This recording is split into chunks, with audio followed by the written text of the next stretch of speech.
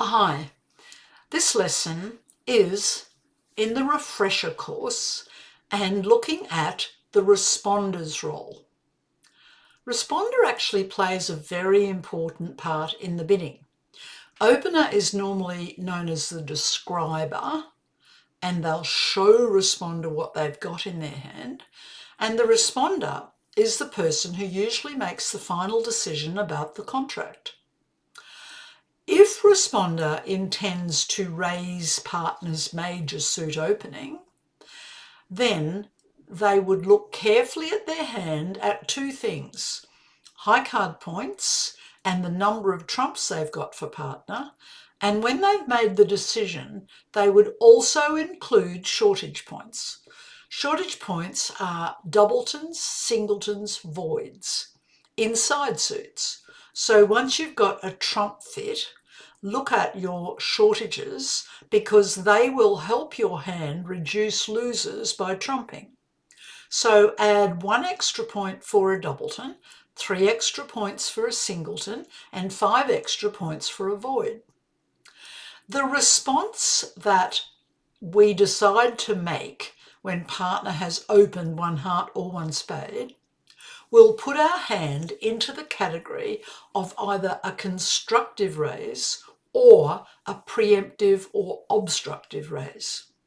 What I mean by that is that if you raise partners 1 heart to 2, that's a constructive raise. You're saying, partner, I've got 6 to 10 points and probably 3 trumps for you. If the bidding went 1 heart past 3 hearts, you've made a limit raise. And a limit raise requires 4 trumps and 11 or 12 points.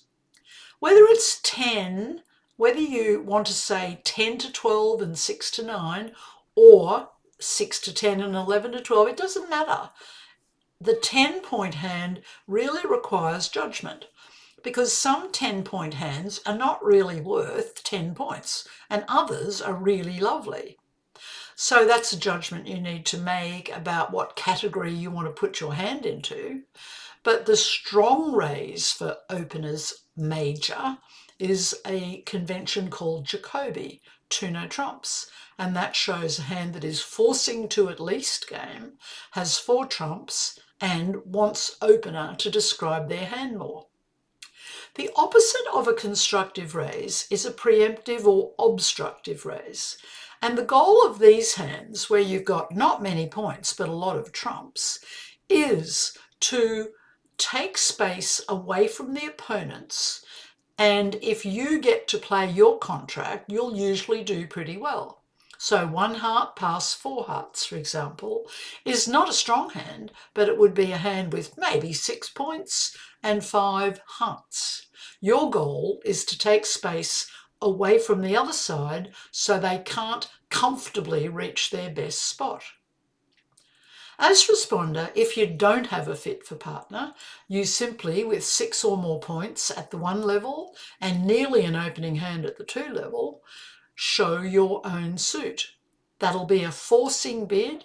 Opener will describe their hand at their next turn, and then usually you can decide what contract to play the hand in.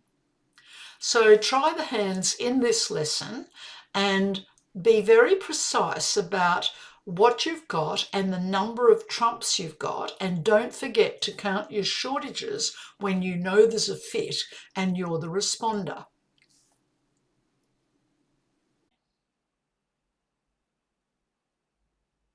"14 high card points and 5-4 in the majors, an extra point for the 5th spade, so we open 1 spade.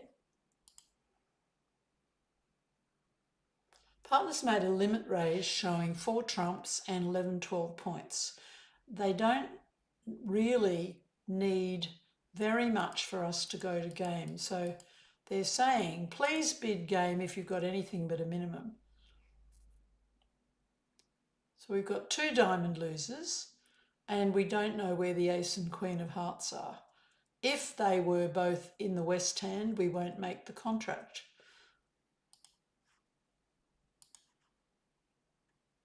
They're switching to a club. Win with the ace and draw trumps. We need to end in the north hand.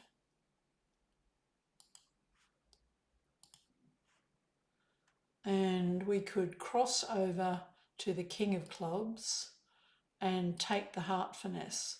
This is called taking a guess. That held the trick.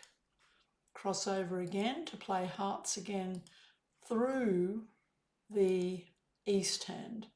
That held the trick as well. So we'll play the 9 of hearts and let them win the ace. And they're taking, luckily for them, they're taking their diamond winner. Otherwise we would have made an extra trick.